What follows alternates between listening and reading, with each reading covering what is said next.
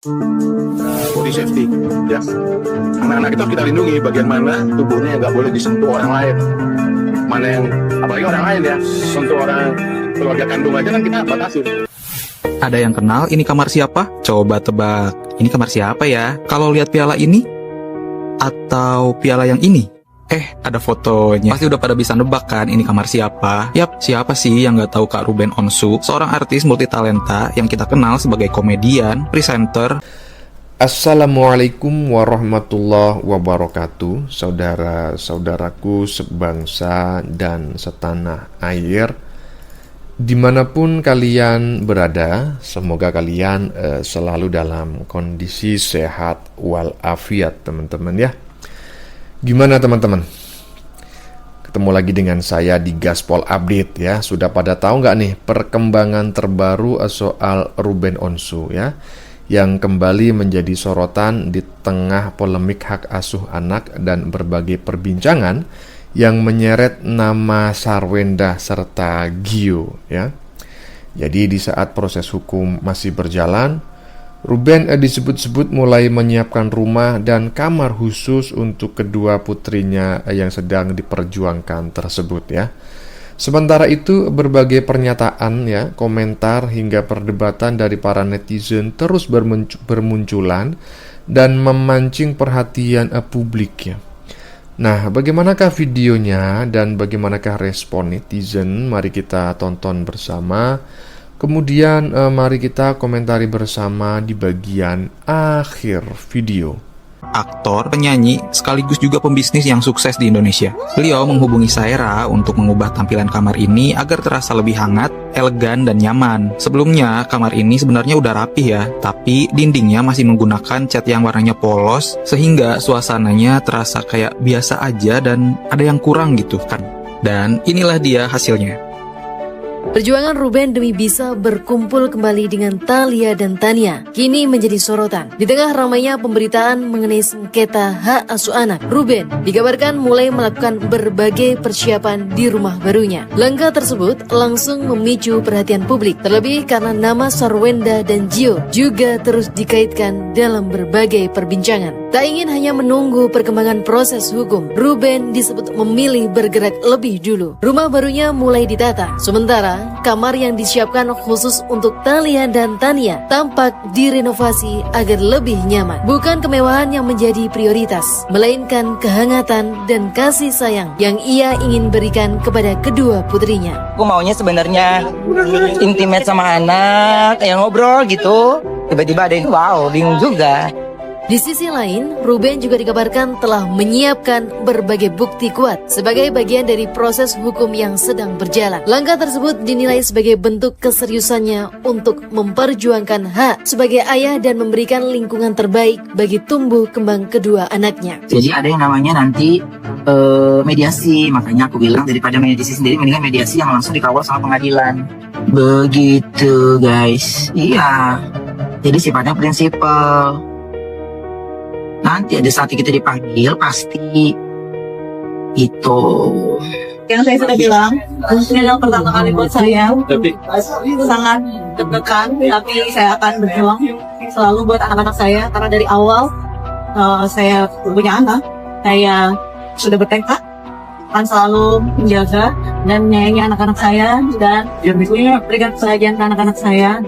Jadi semoga segala suatu prosesnya berjalan dengan lancar. Saya juga selaku warga Indonesia, warga negara Indonesia yang baik, saya datang untuk memenuhi panggilan pertama dan semoga segala sesuatunya berjalan dengan lancar demi kebahagiaan anak-anak. Terima kasih. Harusnya nggak ada kata-kata demi kebahagiaan anak ya, karena nanti digoreng lagi demi kebahagiaan anak. Berarti kalau misalnya sama ayahnya anaknya nggak bahagia kan gitu ya. Itu menurut aku sih blunder ya, blunder banget.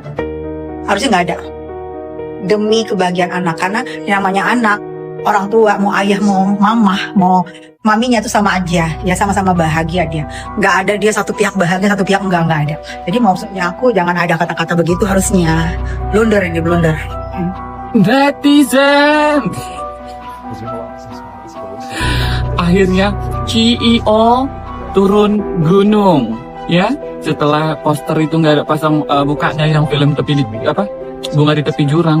Kukira lah dia duduk di tepi jurang ya kan.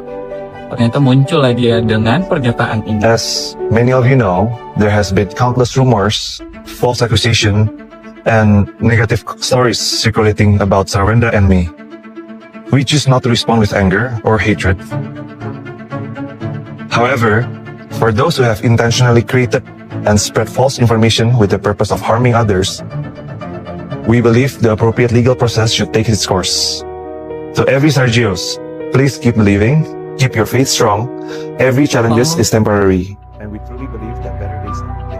Opportunity, That is making us dear Sargios. wiser and more grateful than ever before. Sargios, kayak ini ya, kayak biografi mau buat ini apa putri-putri Indonesia. Itu apa itu? Pajian apa itu Mister Indonesia, Elmen apa sih yang kalau cowok putri-putri Indonesia Miss Grand apa?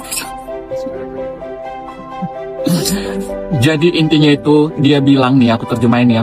Jadi dia itu dan si Pewong itu katanya baik-baik aja. Katanya mereka berdua itu memang memilih off dari media sosial untuk quality time berdua. Terus dia bilang juga mereka tidak merespon dengan benci ke orang-orang yang menghujat mereka karena kebanyakan orang nggak mengerti dan nggak mengenal mereka secara pribadi. Terus di akhir juga dia bilang kalau dia akan memproses secara hukum akun-akun yang memfitnah dia. Ada lagi nih yang paling lucu. Nggak ada hak ya di situ ya. Apalagi nih pasangannya juga dalam bentuk berpacaran ya. Kan nggak ada dasar hukumnya juga. Dan tentang masalah etis tidak etis kan juga ya ini nggak etis gitu ya gitu. Dan saya juga menghimbau buat Sarwenda dan ibu-ibu yang lain, pasangan itu kan sementara ini kan baru sebatas pacar ya. Itu bagian dari orang lain kalau dalam keluarga kita. Harusnya bisa juga memberikan batasan-batasan bagaimana anak-anak kita itu diatur sedemikian mungkin untuk bisa membatasi. Kalau di Komnas Anak itu ada body safety ya. Anak-anak itu harus kita lindungi bagian mana tubuhnya yang nggak boleh disentuh orang lain. Mana yang, apalagi orang lain ya. Untuk orang keluarga kandung aja kan kita batasin. Saya aja dengan anak saya yang usia 17 tahun udah mulai membatasi bahasa tubuh yang nggak seperti waktu dia masih kecil karena saya menghormati seperti itu. Dan itu harus kita ajarkan sedini mungkin bagaimana body safety kepada anak-anak kita. Mana yang boleh dipegang, mana yang tidak.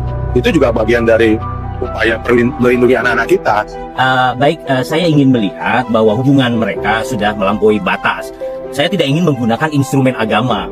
Karena kalau misalkan saya sebagai seorang muslim, instrumen Islam sudah terlalu sesak untuk dijadikan alat pemacu dan juga alat pengukur bahwa hubungan mereka sudah di luar batas. Tapi saya ingin mencoba menggunakan instrumen yang lain, yakni instrumen negara. Karena negara hadir dengan untuk merawat norma, untuk mengedepankan agama dan seterusnya. Lalu bagaimana hubungan yang melanggar batas, ya sentuhan-sentuhan fisik, ya ciuman, ya meraba-raba di ruang publik. Apakah ini bisa dijadikan alat pemukul menurut hukum? Menurut saya ini sudah sangat cukup sekali, banyak bukti. Gini aja lah ilustrasinya, di depan kamera saja sudah berani untuk bersentuhan, di kamera saja di depan itu sudah berani untuk mengumbar syahwat. Oke, teman-teman, saya potong dulu ya videonya ya. Jadi pada video segmen pertama yang sudah kita saksikan, ini netizen membahas langkah Ruben yang disebut mulai menata rumah barunya, termasuk merenovasi kamar khusus bagi Thalia dan Tania agar terasa lebih hangat dan nyaman. Menurut para netizen, langkah tersebut menunjukkan keseriusan Ruben dalam memperjuangkan haknya sebagai ayah di tengah proses sengketa hak asuh yang masih berlangsung. Selain itu, teman-teman, muncul pula pembahasan mengenai persiapan bukti-bukti hukum ya yang disebut telah disiapkan Ruben untuk menghadapi proses mediasi maupun persidangan yang akan datang. Di sisi lain, ya, perhatian netizen juga tertuju pada pernyataan pihak yang membela hubungan Sarwenda dan Gio ya, termasuk ancaman membawa penyebar fitnah ke jalur hukum. Namun sebagian netizen justru mempertanyakan batas etika dalam hubungan tersebut, terutama terkait kedekatan dengan anak-anak mereka. Mereka menilai perlindungan terhadap anak ya, termasuk penerapan body safety ya, harus menjadi prioritas ya, agar tidak menimbulkan dampak negatif bagi tumbuh kembang anak. Lanjut.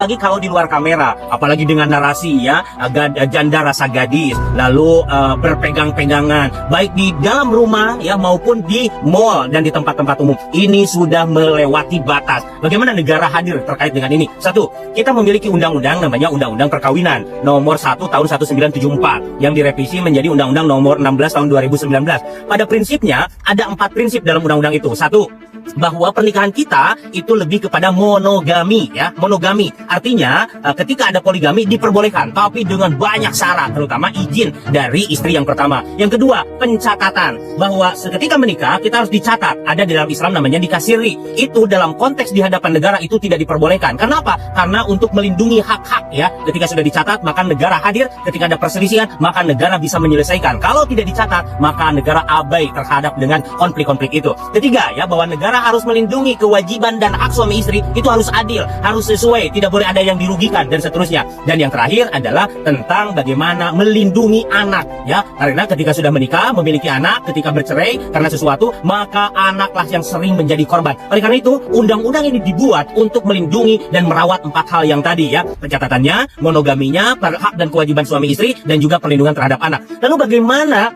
ini, apakah termasuk perjinahan nih? Kalau seandainya saya tidak menuduh, tetapi sepertinya gitu ya, sepertinya bahwa keduanya sudah begitu nyaman ya, sudah berpegang-pegangan, bersentuhan fisik, seperti pernah berada di dalam satu kamar, dan itu kamar yang ruang privasi pun sudah dimasuki. Sepertinya di luar kamera sudah melakukan hal yang di luar batas. Saya tidak tahu dan saya tidak menuduh. Tapi jika ini terjadi, maka ini kena dengan pasal perjinahan. Ada di KUHP yang lama, ada di KUHP yang baru ya, yang nomor 1 tahun 2023. Bagaimana? Apakah ini merupakan perjinahan? Mari kita definisikan. Zina kalau di KUHP lama adalah ketika bersetubuhan ya, di mana keduanya memiliki atau salah satunya memiliki pasangan. Itu zina. Dalam Islam disebut dengan zina muson begitu ya. Tetapi KUHP yang baru adalah zina adalah persetubuhan, baik itu memiliki pasangan ataupun tidak, walaupun belum menikah, tetapi tidak ada ikatan pernikahan. Garis bawah ya. Ketika tidak ada ikatan pernikahan, melakukan persetubuhan, maka itu adalah zina. Maka ini sudah melanggar konstitusi. Maka ini bisa dipenjara. Bagaimana caranya? Tentu karena ini bukan ini adalah delik aduan, harus ada yang mengadukan. Di undang-undang baru itu aduannya bisa oleh pasangannya yang merasa dirugikan, bisa juga oleh orang tuanya. Misalkan belum menikah, maka orang tuanya bisa mengadukan. Ini bisa dihukum kalau dulu 9 bulan, sekarang minimal 1 tahun. Ya, itu berarti diluka dia. Maka jika saja ya mereka berzina, tetapi mereka suka sama suka, ya tentu saja tidak bisa karena tidak ada yang mengadukan. Jika Gio dan Sarwenda melakukan sama-sama suka sama suka dan lainnya, maka tidak bisa diadukan. Tapi dalam agama dan sistem tata sosial dan tentang susila kita, ini betul-betul tidak diperbolehkan. Bahkan di sana ada anak kecil, bahkan di sana ada anak Sarwenda yang bisa terpengaruh atau bahkan merekam sehingga ini ibu saya melakukan ini. Boleh dong yang namanya sharing room, kumpul kebo ya, tidak boleh ya, tidak boleh. Agama apapun yang saya tahu tidak memperbolehkan kumpul kebo, apalagi kalau terjadi ya ada yang dirugikan, tidak saling ridho, tidak saling suka. Tetapi dalam konteks agama, misalkan agama mayoritas. Ya teman-teman, sudah sampai pada ujung video. Jadi begini, pada segmen yang baru saja kita saksikan ya, netizen lebih banyak menyoroti aspek hukum terkait dugaan hubungan antara Sarwenda dan Gio ya. Mereka mengulas ketentuan dalam undang-undang perkawinan mengenai prinsip monogami, pentingnya pencatatan perkawinan, hak dan kewajiban suami istri, serta perlindungan terhadap anak. Selanjutnya pembahasan berkembang pada penjelasan mengenai pasal perjinaan dalam KUHP lama maupun KUHP baru. Beberapa netizen menjelaskan bahwa perkara tersebut merupakan delik aduan ya, sehingga hanya dapat diproses apabila ada pihak yang merasa dirugikan dan mengajukan laporan atau melaporkan ke pihak berwajib sesuai ketentuan hukum yang sedang berlaku. Jika nggak ada yang melapor, ya maka tidak bisa dijerat dengan pasal apapun. Di luar aspek pidana, para netizen juga menilai bahwa norma agama, kesusilaan, dan kepentingan anak tetap harus menjadi perhatian utama. Ya, untuk urusan ini saya sangat sependapat sekali ya. Dan mereka mengingatkan bahwa setiap tindakan orang dewasa itu dapat menjadi contoh bagi anak-anak mereka, sehingga batas etika dalam berinteraksi di ruang publik maupun private itu perlu tetap dijaga, bahkan selalu dijaga ya. Nah, ini saya sangat sependapat sekali. Oke teman-teman, demikian dulu ya komentar dari saya. Sebelumnya saya memohon maaf yang sebesar-besarnya jika dalam penyajian konten ini ada kata-kata yang menyinggung, kurang tepat penggunaannya, atau ada data yang dianggap keliru atau salah. Saya memohon maaf yang sebesar-besarnya ya. Kita jumpa lagi di lain video. Salam NKRI.